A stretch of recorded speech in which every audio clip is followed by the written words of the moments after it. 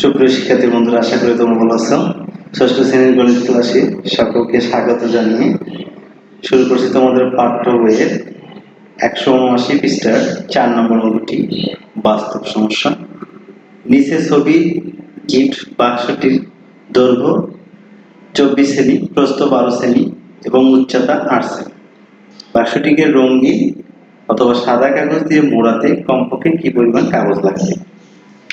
তো একটি বস্তুর, একটি আয়তাকার ঘনবস্তু যার দৈর্ঘ্য দেওয়া আছে 24 সেমি, প্রস্থ 12, উচ্চতা 8 সেমি। এখন আমরা জানি যে আয়তাকার ঘনবস্তুর সমগ্র তলের ক্ষেত্রফল নির্ণয়ের সূত্র হচ্ছে 2 গুণ AB plus BC plus CA। এখন যদি আমরা দেখি দেওয়া আছে কি দেওয়া আছে হচ্ছে দৈর্ঘ্য A সমান 24 সেমি, প্রস্থ B সমান 12 সেমি, উচ্চতা C সমান 8 সেমি। ওকে, এই তিনটি মান দেওয়া আছে। একটি হচ্ছে উচ্চতা, প্রস্থ এবং দৈর্ঘ্য, এটা C হবে। তাহলে বাক্সের সমগ্র তলের ক্ষেত্রফল 2 গুণ AB plus BC plus CA, 2 গুণ AB plus BC plus CA। এখানে দৈর্ঘ্যের সাথে প্রস্থ গুণ যোগ প্রস্থের সাথে উচ্চতা গুণ যোগ উচ্চতার সাথে দৈর্ঘ্য গুণ করে 2 দ্বারা যোগ করে, এগুলো সব গুণ করে এই তিনটায় গুণ করে যোগ করার পর আমরা যদি 2 দিয়ে গুণ দেই তাহলে সমগ্র তলের ক্ষেত্রফল নির্ণয় হয়ে যাবে। ওকে, তাহলে আমরা এখানে দেখতেছি যে প্রথমটা হচ্ছে 2 যা আছে 2, এর মান হচ্ছে 24 গুণ b এর মান হচ্ছে 12 যোগ b এর মান হচ্ছে 12 গুণ c এর মান হচ্ছে 8 যোগ c এর মান হচ্ছে 8 আর a এর মান হচ্ছে 24। তাহলে আমরা সবগুলো গুণ করে যোগ করে তারপর 2 দিয়ে করব। ওকে, এরপর দেখো তাহলে কি হবে।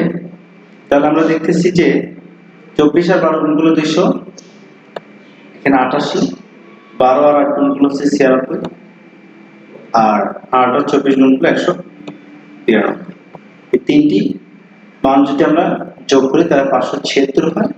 এর সাথে 2 গুণ দিলে 1152 বর্গ সেমি। তাহলে 1152 বর্গ সেমি রঙিন অথবা সাদা কাগজ লাগবে। ওই বাক্সটি মোড়াতে 1152 বর্গ সেমি রঙিন অথবা সাদা কাগজ লাগবে। তাহলে আমাদের ত্রিমাত্রিক বস্তুর দৈর্ঘ্য, প্রস্থ, যদি উচ্চতা দেয়া থাকে তাহলে আমরা সমগ্র তলের ক্ষেত্রফল নির্ণয়ের সূত্র মানগুলো বসিয়ে আমরা খুব সহজেই সমগ্র তলের ক্ষেত্রফল নির্ণয়। ওকে, এরপর আমরা দেখব 5 নম্বর অঙ্কটি। 5 নম্বর অঙ্কটি দেখো, 5 নম্বর অঙ্কটি বলা আছে নিচের ছবিতে বইটির দৈর্ঘ্য, প্রস্থ, উচ্চতা যতক্ষণে 10 সেমি, 6 সেমি এবং 4 সেমি। বইটিকে মলাট দিতে কি পরিমাণ কাগজ লাগবে? সেখানে কাগজের চারিদিকে নীল অংশ 2 সেমি চওড়া। তাহলে আমরা যদি প্রথমে দেখি যে বইটি, আমরা নরমালি বইটি বলতে পারি এটা হচ্ছে একটি বই। এই একটা বইয়ের এই লম্বা দিকটা আমরা বলি এটাকে দৈর্ঘ্য বলি, আর এটাকে এই অংশটাকে প্রস্থ বলি, তাই না? কিন্তু যখন আমরা মলাট করব তখন পুরো কাগজটাকে, এটাকে আমরা দৈর্ঘ্য ধরবো আর এটাকে প্রস্থ ধরবো। তাহলে এখানে দেখো যখন মলাট করব তখন এটাকে আমরা ধরেছি, এই অংশটা হচ্ছে দৈর্ঘ্য আর এই অংশটা হচ্ছে প্রস্থ। এখানে কয়েকটা অংশ আছে, একটা হচ্ছে এই অংশটা, এটাকে আমরা এখানে দেওয়া আছে প্রস্থ হিসেবে এইটা, আর এখানে নীল অংশটা আছে, আর এটা হচ্ছে এই উচ্চতা। ওকে, উচ্চতা আলাদা করে দেওয়া আছে। এখন আমরা দৈর্ঘ্য এবং প্রস্থ বের করে দৈর্ঘ্য আর প্রস্থ গুণ করলে আমাদের ক্ষেত্রফল বের হয়ে যাবে এবং কাগজের পরিমাণ বের হয়ে যাবে। ওকে,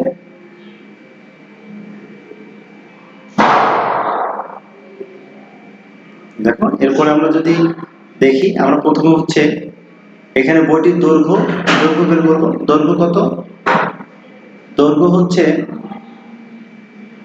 প্রথম হচ্ছে দৈর্ঘ্য দেওয়া আছে 10 সেমি, প্রস্থ হচ্ছে 6 সেমি, উচ্চতা হচ্ছে 4 সেমি। দৈর্ঘ্য দেওয়া আছে 10 সেমি, প্রস্থ 6 সেমি, উচ্চতা হচ্ছে 4 সেমি। তাহলে কাগজের দৈর্ঘ্য কত? কাগজের দৈর্ঘ্য হচ্ছে আমরা কিভাবে বের করব? কাগজের দৈর্ঘ্য দেখো এখানে 2 যোগ 6 যোগ 4 যোগ 6 যোগ 2 কিভাবে হলো? আমরা এটা দেখব। কিভাবে এটা বের করব? দেখো আমরা এই জায়গায় যদি দেখি যে এটা হচ্ছে, আমরা এটাকে ধরবো হচ্ছে দৈর্ঘ্য, পুরাটাকে দৈর্ঘ্য ধরবো। তাহলে দৈর্ঘ্যের এই অংশটুকু হচ্ছে কত? 2। এই অংশটা হচ্ছে 2, কারণ এই নীল অংশটা 2। এটাকে আমরা প্রস্থ হিসেবে ধরেছি, তার প্রস্থ কত ছিল? 6। এটা কত? তাহলে 6। এই অংশটুকু কত? 4। তাহলে 2 যোগ 6 যোগ 4 যোগ 6 আর এই অংশটুকু হচ্ছে 2। তাহলে টোটাল দৈর্ঘ্য কত? টোটাল দৈর্ঘ্য হচ্ছে 2 যোগ 6 যোগ 4 যোগ 6 যোগ 2। কিভাবে? এটা প্রথমত কিন্তু এই অংশটাকে দৈর্ঘ্য আমরা ধরেছি আর এই অংশটাকে প্রস্থ ধরেছিলাম। এখন যদি আমরা বইটা পুরো মনন করবো, মনন করার জন্য এটাকে আমরা দৈর্ঘ্য ধরবো, এটাকে আমরা প্রস্থ ধরবো। আর এই দৈর্ঘ্যের জন্য আমাদের কয়টা অংশ? এই একটা নীল অংশ, এই একটা নীল অংশ, 2 2 4। এই হচ্ছে একটা লাল অংশ, এই লাল অংশটা 6, এই লাল অংশটা 6, আর মাঝখানে এই অংশটা হচ্ছে চওড়া, এটা হলো 4। এই সম্পূর্ণ অংশগুলো যোগ করলে আমরা দৈর্ঘ্য পেয়ে যাই। ওকে, এরপর যখন আমরা প্রস্থ নির্ণয় করব তখন নীল অংশ কত? নীল অংশ হচ্ছে 2, এটা হচ্ছে দৈর্ঘ্য ছিল এটা 10 আর এটা হচ্ছে 2। তাহলে 2 যোগ 10 যোগ 2, তাহলে প্রস্থ বের হবে। এটাকে আমরা প্রস্থ হিসেবে ধরেছি আর এটাকে আমরা দৈর্ঘ্য হিসেবে ধরেছি। তাহলে দৈর্ঘ্যের অংশটুকু, দুই পাশে দুইটা নীল অংশ, মাঝখানে দুইটা লাল আর এটা চওড়া। তাহলে দৈর্ঘ্য বের হয়ে গেছে। আর প্রস্থের ক্ষেত্রে হচ্ছে এটা 2 আর এটা হচ্ছে 2 আর এটা হচ্ছে 10। ওকে, এখন আমরা দেখব, তাহলে এখানে দেখো এখানে দেওয়া আছে দৈর্ঘ্য দেওয়া আছে 10, প্রস্থ দেওয়া আছে 6, উচ্চতা হলো 6 4। কাগজের দৈর্ঘ্য কত ছিল? 2 6 4 6 2 সেমি সমান 20 সেমি। ওকে, তাহলে এটা হচ্ছে 20 সেমি, কাগজের দৈর্ঘ্য 20 সেমি। কাগজের প্রস্থ কত? 2 যোগ 10 যোগ 2, এটা হলো 14 সেমি। তাহলে কাগজের ক্ষেত্রফল কত? কাগজের দৈর্ঘ্য গুণ কাগজের প্রস্থ, তাহলে 20 গুণ হচ্ছে 14, তাহলে 280 বর্গ সেমি, 280 বর্গ সেমি।